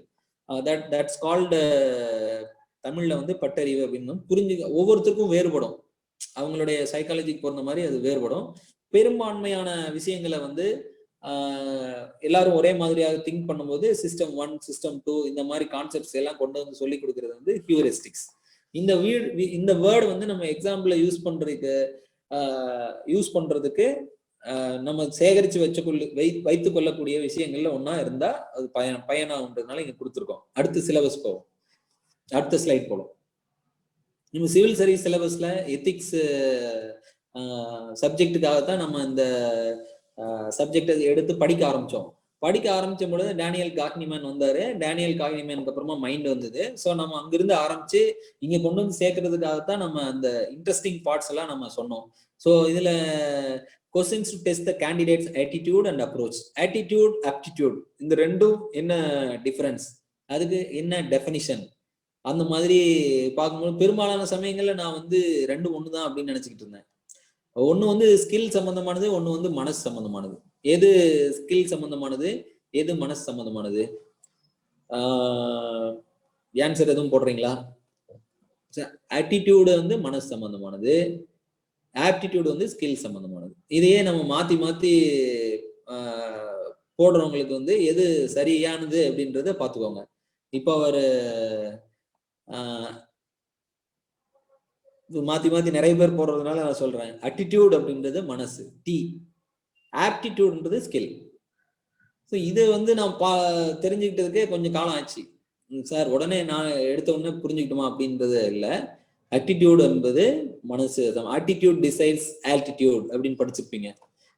மனசு வந்து அதனாலதான் நம்ம வந்து மற்ற எல்லா சப்ஜெக்டுக்கும் இந்த சப்ஜெக்ட் பொருந்தும். நீங்க ஜியாகிரபி ஆப்ஷனல் எழுதுறவரா இருக்கலாம், பிசியாலஜி மீன்ஸ் எடுக்கிறவரா இருக்கலாம், டாக்டரா இருக்கலாம், அங்கிருந்து ஆந்த்ரோபாலஜி எடுத்து படிக்கலாம், ஜுவாலஜி படிக்கிறவரா இருக்கலாம். இருந்தாலும் எத்திக்ஸை பொறுத்த வரைக்கும் அதனாலதான் நம்ம வந்து we are trying to build a very broad base. உங்களை நீங்கள் அறிய முடியுமா, உங்களை நீங்கள் அறிய முடியறதுக்கான முயற்சிகள் மேற்கொண்டு இருக்கிறோமா? அந்த முயற்சி எப்படி இருக்கும் அப்படின்னா, சமீபத்துல ஒரு பொன்மொழியை படிச்சேன். நம்ம பல்ல நம்மளே கடிக்கிற மாதிரி, பல்லு எல்லாத்தையும் கடிக்க யூஸ் ஆகுது. நகம் கடிக்கிறோம், கரும்பு கடிச்சு சாப்பிடுறோம். பட் பல்லைய கடிக்க முடியுமா? வெள்ளை கூட கடிச்சிடலாம், சமயத்துல உதட கூட கடிச்சு காயப்படுத்திருக்கீங்க. பல்லாலேயே கடிக்க முடியாது அப்படின்னு நினைக்கிறவங்க நம்மளாலேயே புரிஞ்சுக்க முடியுமா? ஏன்னா நம்ம கிட்ட இருக்கிற மைண்டு அதை வச்சு நம்மளை புரிஞ்சுக்கணும். ஸோ மைண்டை வச்சுதான் எல்லாத்தையும் பாக்குறோம். கண்களை வச்சு பாக்குறோமா, மைண்டை வச்சு பாக்குறோமா? அதுவே ஒரு பெரிய கன்ஃபியூசிங் ஸ்டேட்டஸ். ஸோ இல்ல சார், கண்கள் தான் பாக்குறதுக்கு யூஸ் ஆகுது அப்படின்னு யாரும் சொல்றீங்களா? Mind is instructing us nuance thought. Mind through eye. Arun Bharathi வந்து eye is a tool. Okay, Siva Bala மிக ஆழமான ஒரு கருத்தை நீங்க சொல்ல வரீங்க. அவர் என்ன அதாவது சென்ற வகுப்புல வந்து தெரிஞ்சு கொண்ட விஷயங்களை வச்சு கார்த்திக், செந்தில், பாலா எல்லாரும் என்ன சொன்னாங்கன்னா, சார் நீங்க சாட்ல வரக்கூடிய விஷயங்களை படிக்கிறீங்க. மணி சார்னு ஒரு ப்ரொஃபஸர் இருக்காரு, அவரும் சொன்னாரு, படிச்சுட்டு அதுவே எல்லாருக்கும் தெரியும் அப்படின்னு சொல்லி விட்டு போயிடுறீங்க. அப்படி இல்லை சார், நிறைய பேருக்கு திருப்பி சொல்ல வேண்டியிருக்கு. சாட்ல இருக்கிறவங்களோட மட்டுமே நீங்க சாட் பண்ணக்கூடாது, 600-700 பேர் இருக்காங்க அப்படின்னு சொல்லியிருக்காரு. ஸோ நம்ம என்ன சொல்றோம்னா, மைண்டு வழியா தான் நம்ம பாக்குறோம், கண்கள் வழியாக நம்ம பாக்குறது இல்லை அப்படின்னு சொல்லும் போது, சாட்ல ஒருத்தர் சொன்னாரு ஐ இஸ் எ டூல் அப்படின்னு சொன்னாரு. Various mind is also a tool. இந்த ஒரு விஷயத்தை தான் நம்ம வந்து மைண்ட் தானா இருக்கு, அது நம்மளால கண்ட்ரோல் பண்ண முடியாது, அது தானா தான் எண்ணங்கள் வருது அப்படின்னு இருந்தால் கூட, மைண்ட் இஸ் அ டூல் அப்படின்ற கான்செப்டை வந்து பவர் ஆஃப் நவ் அப்படின்ற புத்தகத்துல எக்கார்ட் டல்லி அப்படின்ற ஒரு ஸ்பிரிச்சுவல் ரைட்டர் வந்து சொல்லியிருக்காரு. It is not is not a established philosopher அப்படின்னு நம்ம வரிசைப்படுத்த முடியாது. அவர் வந்து ஒரு one of the best selling books இதை எழுதியிருக்காரு. இந்த கான்செப்ட்ஸ் வந்து நீங்க தெரிந்து கொண்டு what the mind doesn't know the eyes can't see அப்படி கூட சொல்லலாம். இட் இஸ் அப்போ நம்ம படிக்கக்கூடிய எல்லா சப்ஜெக்டும் ஆந்த்ரோபாலஜி உட்பட, சோசியாலஜி அல்லது பிரிலிம்ஸ் படிக்கக்கூடிய ஜெனரல் ஸ்டடீஸ், எல்லா விஷயங்களும் நம்ம கண்களால் படிக்காம மனதுகளால் படிப்பது எப்படி, அது எப்படி நம்மளால அதிக வேகத்துல படிக்க முடியும், குறைந்த சிலபஸை வந்து நம்மளால எப்படி சீக்கிரமா நம்மளால மீன்ஸ் அதிகமான சிலபஸை வந்து குறைந்த நேரத்துல எப்படி கவர் பண்ண முடியும், சிலபஸை கவர் பண்ணாம எக்ஸாம் எப்படி பாஸ் பண்றது, இந்த மாதிரியான விஷயங்கள் எல்லாம் நீங்க வந்து சக்சஸ்ஃபுல்லா கத்துக்கணும் அப்படின்னா நம்ம வந்து மைண்டை தான் நம்ம ட்ரெயின் பண்ண வேண்டியிருக்கும். ஒவ்வொருத்தருடைய மைண்டும் ஒவ்வொரு மாதிரி இருக்குமா, இல்ல எல்லாம் யூனிஃபார்மா இருக்குமா? இது ஒரு கான்செப்ட் இருக்குல்ல. ஒருத்தருக்கு பொருந்தக்கூடிய மைண்டுக்கு பொருத்தக்கூடியது இன்னொருத்தருக்கு பொருந்துமா? It is all different. But there are some basic principles like what Daniel Kahneman told. அந்த மாதிரியான ஆட்டிடியூடு வந்து டெவலப் பண்றதுக்காகத்தான் நம்ம இந்த மாதிரியான சப்ஜெக்ட் நம்ம படிக்கிறோம். அடுத்த சிலபஸ்ல இருக்கிற அடுத்த போர்ஷன் நம்ம கொஞ்சம் கவர் பண்ணுவோம். Ethics and human interface. Ethics அப்படின்றதும் எத்திகா அப்படின்ற கிரீக் வேர்ட்ல இருந்து வந்தது. எத்திகா அப்படின்னா கஸ்டம், ஒரு பொதுவாக ஒப்புக்கொள்ளப்பட்ட சொசைட்டியில் ஒப்புக்கொள்ளப்பட்ட சரி தவறுகளை குறித்து போகிறது. ஸோ நமக்கு வந்து சயின்ஸ் அண்ட் ஆர்ட் அப்படின்னு 2 பிரிவுகள் இருக்கு. இது எத்திக்ஸ் வந்து சயின்ஸ்ல வருமா ஆர்ட்ல வருமா? அப்புறம் சயின்ஸ்ல நிறைய சயின்ஸ் இருக்கு. நார்மேட்டிவ் சயின்ஸ் அப்படின்னு ஒன்று இருக்கு. டிஃபைன் பண்ணி சொல்லக்கூடிய விஷயங்கள், டிஃபைன் பண்ண முடியாத விஷயங்கள், ஒருத்தருக்கு சரி அப்படின்னு படக்கூடிய விஷயங்கள்.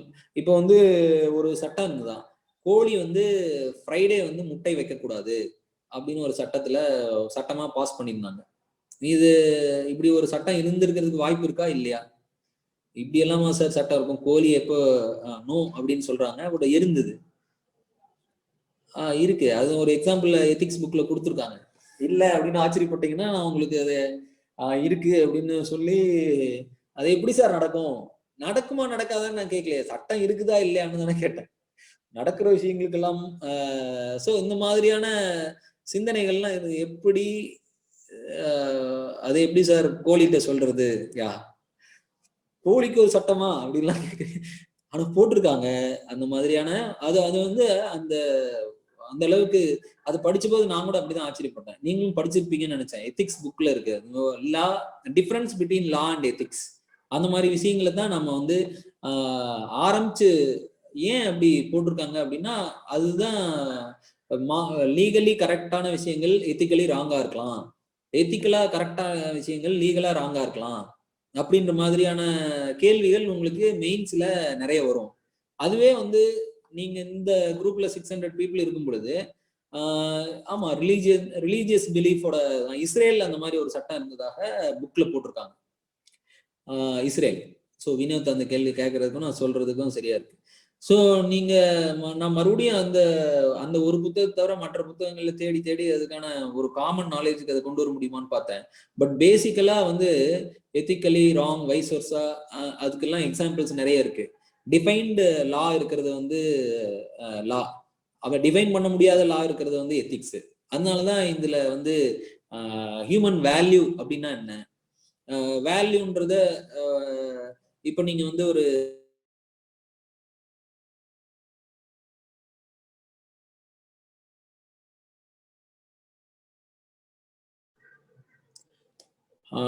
என்னோட வாய்ஸ் கிளியரா இருக்குங்களா பாலா? சாட்ல கூட போடலாம் நீங்க. Yes sir, clear sir. Yeah, thank you. So now we have almost reached 12 o'clock. So now 12 to 12:15 we'll have interaction session சொல்லிருந்தோம். So we will go for the interaction session. இந்த பிபிடி நம்ம close பண்ணிட்டு நம்ம அவங்களோட feedback வாங்கலாம் Bala.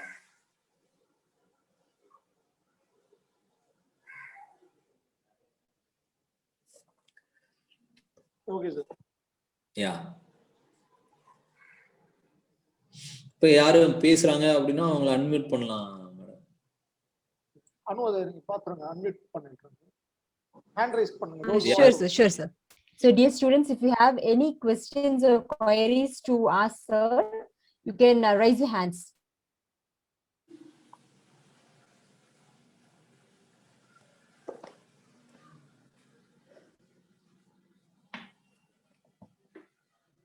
So Venkatrajan has raised the hand. I'll unmute you. Hi sir, good morning sir. Hi, good morning. Sir, general doubts actually. நான் வந்து whether it is advisable to have second thought while working on first thought sir. எப்படி கேட்குறேன்னா, இப்போ வந்து நான் civil service வந்து first தாட்டை வச்சுட்டு இருக்கேன். பேக்கப் சப்போஸ் நம்மளுக்கு நான் ஒர்க்கிங்னால ஒரு 3 இயர்ஸ் அட்டம் ட்ரை பண்ணிட்டு இருக்கேன். அந்த செகண்ட் தடவை வச்சுக்கலாமா இல்லை ஃபர்ஸ்ட் அட்லேயே கான்சென்ட்ரேட் பண்ணலாமா சார்? இதுக்கு மட்டும் என் டவுட் கிளியர் ஆமா, பண்ணுங்க ஒண்ணு வந்து வந்து அவங்களால அவாய்ட் பண்ண முடியுமா என்ன? Sir. So with sorry. That question இப்ப இப்ப இத பண்ணும்போது இன்னொரு பண்ணலாம் அப்படின்னு தோணுது இல்ல, that it self is that it self automatically happens actually இல்ல. ஓகே. ஆமா sir. Whether it is possible to stop such thoughts அப்படின்னு கேட்டேன் நான். செகண்ட் கஷ்டம் தான் தாட்டை சார். நம்ம வந்து நிறுத்தணும்னு நினைக்கும் போதே அது வந்துருது இல்ல. ஆமா sir. So I will answer that after collecting some more questions if at all. Okay. Thanks sir. Yeah. Thank you, Venkat. Thank you. Thank you, Venkat. Thank you, sir. Next, we have Navina Vetri. Dear students, please come in video so that it will be much better.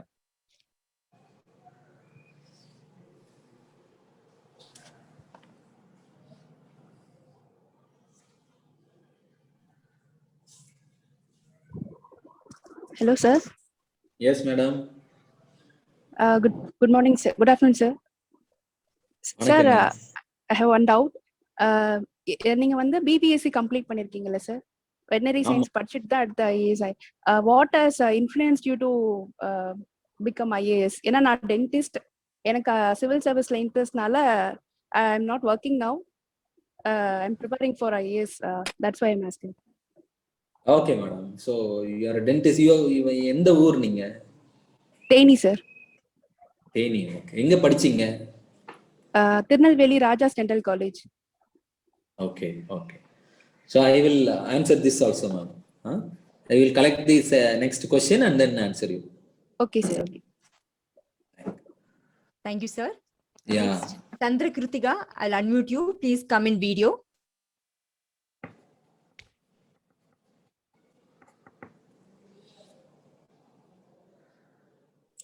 இப்போ நான் வந்து அந்த veterinary அவங்க வர வரைக்கும் நான் சொல்றேன், அந்த வெட்டினரி ஏன் படிச்சுட்டு நம்ம ஏன் ஐஏஎஸ் ஆகணும் அப்படின்னு நினைச்சது ஒண்ணு.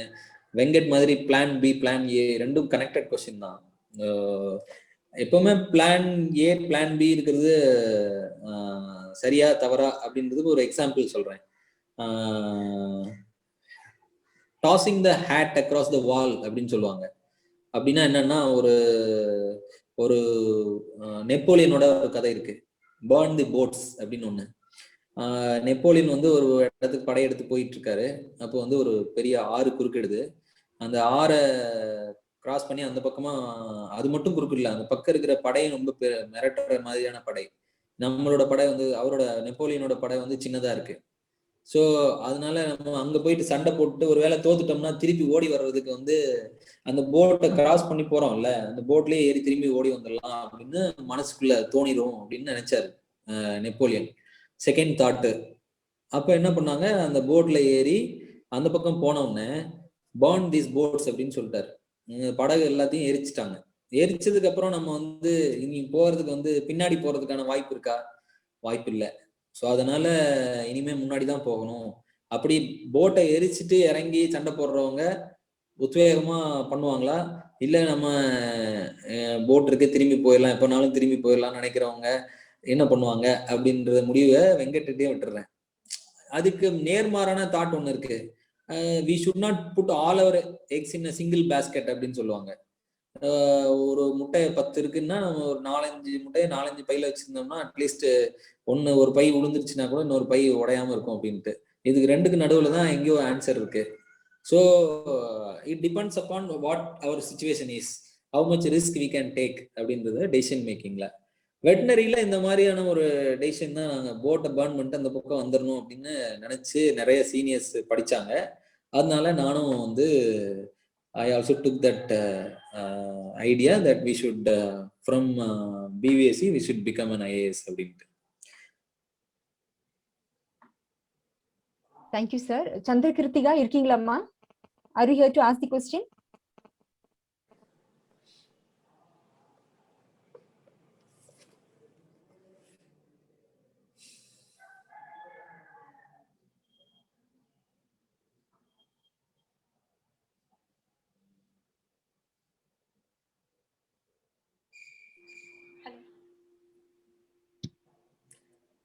குட் ஆஃப்டர்நூன் யா கேக்குதுங்க. Yeah good afternoon. சார். என்னோட கொஸ்டின் வந்து இன்டெலிஜென்ட் கோஷன்ட் அப்புறம் எமோஷனல் கோஷன்ட் இந்த ரெண்டுல உங்களோட ஆமா. பெர்ஸ்பெக்டிவ்ல எது வந்து இம்பார்ட்டன்ட் சார்? ஐக்யூ இம்பார்ட்டன்ட்டா இல்ல இக்யூ இம்பார்ட்டன்ட்? ஐக்யூ குறையா இருக்கிறவங்க இக்யூல இதுக்கு நல்லா வந்துங்க இதுக்கு வந்துங்க ரொம்ப ரொம்ப என் மனசுலயே பதிஞ்சு போன ஒரு உதாரணம் சொல்றேன். ராஜமுருகன் அப்படின்னு 2010 பேட்ச் ஐஏஎஸ் ஆஃபீஸர். அவரோட இன்டெலிஜென்ட் கோஷன்ட் வந்து ரொம்ப high. He became IAS officer and he was my friend. We prepare together. He is a good sports person. He use to play with us. He is a good basketball player. அவர் எந்த அளவுக்கு அவருடைய determination எப்படி இருக்கும்னா, ஒரு முறை basket பால் அவர் 2010 பேட்சா, அதுக்கு முன்னாடி ஒரு 7-8ல ஒரு முறை வந்து அவர் மெயின்ஸ் எழுதும் போது பேஸ்கெட் பால் விளையாடி வலது கையில அடிபட்டுருது. வலது கையில அடிபட்டதுனால அவர் இடது கையில எழுத பிராக்டிஸ் பண்ணி மொத்த மெயின்ஸையும் இடது கையிலேயே எழுதினாரு. பட் அந்த வருஷம் கிளியர் ஆகல. இருந்தாலும் அதே ஒரு படியா வச்சு அடுத்து ராஜஸ்தான்ல வந்து ஒரு ஸ்டட் ஃபார்ம் ஹார்ஸ் ஃபார்ம்ல வந்து ஜாயின் பண்ணி ஒர்க் பண்ணாரு. அப்புறம் அங்கிருந்து படிச்சாரு. ரிபப்ளிக் டே பரேட்ல இருக்கு இல்லையா, அதுல எல்லாம் கலந்துக்கிட்டு ஈக்வெஸ்டியன் சாம்பியனு. டென்ட் பெக்கிங் அப்படி ஒரு கேம் இருக்கு, ஹார்ஸ்ல வேகமா போயிட்டு. ராஜமுருகன் யாரு அப்படின்னு கேக்குறாங்க சாட்ல. Rajamurugan is my close friend. Cuddalore மாவட்டத்தை சேர்ந்தவர். அப்பேற்பட்டவர் இப்போ இல்லை. அவங்க பேட்ச்ல வந்து ஒரு இந்தியன் எக்ஸ்பிரஸ் மற்ற பாப்புலர் நாளிதழ்கள்ல ஒரு ஆபிச்சுரி நோட் வெளியிட்டாங்க அடுத்த வருஷம். ராஜமுருகன் நீ இப்ப இல்ல, இப்ப இருந்தேன்னா நாங்க உங்களை எவ்வளவு மிஸ் பண்றோம் அப்படின்னு உங்களுக்கு தெரியும் அப்படின்னு. அவரு அந்த மாதிரியான ஒரு முடிவை தானே எடுத்துக்கிட்டு அது பேப்பர்ல எல்லாம் வந்திருந்தது. ஸோ அவருடைய வாழ்க்கையை வந்து அவரு ஒரு முற்றுப்புள்ளி வச்சுட்டார். சப்போஸ் எமோஷனல் இன்டெலிஜென்ஸ் வந்து ஒருவேளை அவருடைய லைஃபை சேவ் பண்ணியிருந்துருக்கலாம். ஐக்யூ எவ்வளவு அதிகமா இருந்திருந்தாலும் இன்னைக்கு நம்ம ராஜமுருகன் நம்மளோட இல்லை அப்படின்றது வந்து ஈக்யூக்கு தான் நம்ம வந்து அந்த இம்பார்ட்டன்ஸ் கொடுக்கணும். ஸோ நமக்கு ஐக்யூவே இல்லைன்னா கூட பரவாயில்ல, ஈக்யூவை நம்ம ஃபோக்கஸ் பண்ணணும் அப்படின்னு அடிக்கடி தோணுவதற்கு இது ஒரு காரணம். ஸோ அவருக்கு என்ன மன சூழ்நிலை வந்தது அல்லது மற்ற சூழ்நிலைகள் நீங்க பார்க்கலாமே, நிறைய செய்திகள் வந்த வண்ணம் இருக்கும். கர்நாடகாவில் ஒரு ரவின்னு ஒரு ஆஃபீஸர், அப்புறம் உத்தரப்பிரதேசத்துல ஒரு போலீஸ் ஆஃபீஸர், அவங்கெல்லாம் எப்படி தற்கொலை பண்ணிட்டாங்க அப்படின்றதெல்லாம் நான் வந்து பேப்பர்லயே ஏற்கனவே நிறைய வந்திருக்கு. ஸோ நான் வந்து மறுபடியும் அது இந்த காணொலி வாயிலாக சொல்ல வேண்டிய சொன்னா சோகமா இருக்கும்ல. ஸோ அதனால நான் என்ன சொல்ல வரேன்னா, எமோஷனல் இன்டெலிஜென்ஸ் இருந்ததுன்னா மட்டும்தான் நல்லது செய்தல் ஆற்றிராயினும் அல்லதாவது செய்யாம இருப்போம். நல்லது செய்ய முடியலன்னா கூட தவறுகளாவது நடக்காம இருக்கும். எமோஷனல் இன்டெலிஜென்ஸ் வாழ்க்கையில வந்து ஒவ்வொரு வினாடியும் மிக பயனுள்ள விஷயம். அதனால நம்ம அது எமோஷனல் இன்டெலிஜென்ஸ்ன்றது ஏதோ ஒரு புக்கு, அது வந்து டேனியல் காஹ்னிமேன் எழுதியிருக்காரு, டேனியல் கோல்மேன் எழுதியிருக்காரு, அதை படிச்சுதான் நம்ம தெரிஞ்சுக்கணும் அப்படின்றதெல்லாம் ஒன்றும் இல்லை. எமோஷனல் இன்டெலிஜென்ஸ் நேச்சுரலா நம்ம பெற்றோர்களுக்கு இருக்கு, அவங்க ஆசிரியர்களுக்கு இருக்கு, திருக்குறள்ல இருக்கு. கம்பனம் எமோஷனல் இன்டெலிஜென்ஸ்னு நம்ம ஆராய்ச்சி பண்ணி எழுதலாம். பல இடங்கள்ல சித்திரத்தின் அலர்ந்த செந்தாமரைன்னு ஒரு எக்ஸாம்பிள் ஒண்ணு இருக்கு ராமாயணத்துல. அதை மட்டும் சொல்லி இந்த நம்மளுடைய இன்டராக்ஷனை வந்து முடிச்சுக்கிறதுக்கு இது ஒரு நல்ல கொஸ்டின். நீங்க எந்த ஊர்ல இருந்து கேக்குறீங்க? நீங்க என்ன படிச்சிருக்கீங்க? என்ன பரீட்சை எப்ப எழுத போறீங்க? எழுதிட்டீங்களா? ஃபர்ஸ்ட் அட்டெம்ப்ட் 2022ல 2021 சும்மா அப்ளை பண்ணேன் சார். இப்ப அரம்ல கோர்ஸ் எழுந்திருக்கேன். 22ல தான் என்னோட படிச்ச அட்டெம்ப்ட் சார். ஃபர்ஸ்ட் அட்டெம்ப்ட் தான் சார். எந்த ஊர்ல இருந்து பேசுறீங்க? விருதுநகர்ல இருந்து பேசுறேன். விருதுநகர். ஓகே. ஸோ கம்பராமாயணத்துல வந்து ஒரு காட்சி, ராமபிரானுக்கு வந்து கைகை வந்து நீங்க காட்டுக்கு போகணும்னு ஒரு வரம் வாங்கிறாங்க, அது சொல்றாங்க. அப்போ வந்து அவர் வந்து அது சரின்னு சொல்லிட்டு அவர் அவங்க அம்மா கோசலை அவங்கள்ட்ட அனுமதி வாங்கிட்டு போறாரு. அப்படி போகும்போது அவங்களுக்கு எல்லாம் வருத்தமா இருக்கு, எல்லாரும் அழுறாங்க. ஆனா ராமபிரானுடைய முகம் எப்படி இருந்தது அப்படின்னு பார்த்தா, மெய் திருப்பதம் மேவு என்ற போதினும் இத்திருத்துறந்து ஏகு என்ற போதினும் சித்திரத்தின் அலர்ந்த செந்தாமரை ஒத்திருக்கும் முகத்தினை உண்ணுவாள் அப்படின்னு சொல்லி கோசலை நினைச்சதாக ஒரு பாடல் இருக்கு. அதாவது இந்த ராஜாவா நீங்க தான் எடுத்துக்க போறீங்க, இந்த சேர்ல உட்காரலாம், சிம்மாசனம் உங்களோடது அப்படின்னு சொன்ன போதும், இல்லைங்க நீங்க 14 வருஷம் காட்டுல தான் இருக்கணும்னு சொன்ன போதும், அவருடைய முகம் வந்து தாமரை பூ மலர்ந்திருந்த மாதிரி இருந்தது அப்படின்னு சொல்லியிருந்தா ஓகே. அது தாமரை பூ 2-3 நாள்ல வாடலாம். ஆனா படத்துல வரைஞ்சிருக்கிற தாமரை பூ மாதிரி அவர் முகம் வந்து ஒரே மாதிரி இருந்தது அப்படின்னு சொல்றாங்கன்னா, அப்போ வந்து அவருக்கு எவ்வளவு எமோஷனல் இன்டெலிஜென்ஸ் இருந்திருக்கும். கஷ்டம் நஷ்டம் ரெண்டையும் கஷ்ட சந்தோஷங்களையும் ஒரே மாதிரி எடுத்துக்கொள்ளக்கூடிய பேலன்ஸ் வந்து எமோஷனல் இன்டெலிஜென்ஸ் மூலமாக நமக்கு கிடைக்கும். சிஸ்டம் 2 வந்து நம்ம அலர்ட்டா வச்சுக்கிறது மூலமாக சிஸ்டம் 1 வந்து சில சமயம் நம்மளை எங்கேயாவது இழுத்துட்டு போறத வந்து தடுக்க முடியும். அதுக்கான ஏற்பாடுகளை நம்ம எல்லாரும் செய்யணும். அது வந்து நமக்கு படிக்கிறதுக்கும் பயனுள்ளதா இருக்கும். படிச்சது பிறகு படிச்சதை நாட்டுக்கு பலனுள்ள வகையில பயன்படுத்துறதுக்கும் பயனுள்ளதா இருக்கும். ஸோ அதனால நம்ம எல்லாரும் எமோஷனல் இன்டெலிஜென்ஸையும் மைண்ட் எப்படி திங்க் பண்ணுதுன்றது பத்தியும் உளவியல் அறிஞர்கள் அல்லது இலக்கியங்கள் மூலமா பாத்துக்கணும் அப்படின்னு கேட்டுக்கிட்டு இந்த உரையை வந்து நிவர்த்தி செய்றேன். எல்லாருக்கும் நன்றி. Thank you, sir. So now this is the time to deliver the vote of thanks. Dear sir, the session was really excellent and it was really, really useful for the students. And to thank is an opportunity to show the gratitude. I sincerely thank you, sir, for your valuable time which you had spent with us and also the effort which you taken to make this a grand success one. Thank you, sir. Thank you, next, I would like to thank the directors. Thank you, sir. Next, I would like to thank the directors of Aram IAS Academy, Karthikeyan sir and Senthil Kumar sir. Thank you, sir, for organizing this event or this session. Next, the dear participants,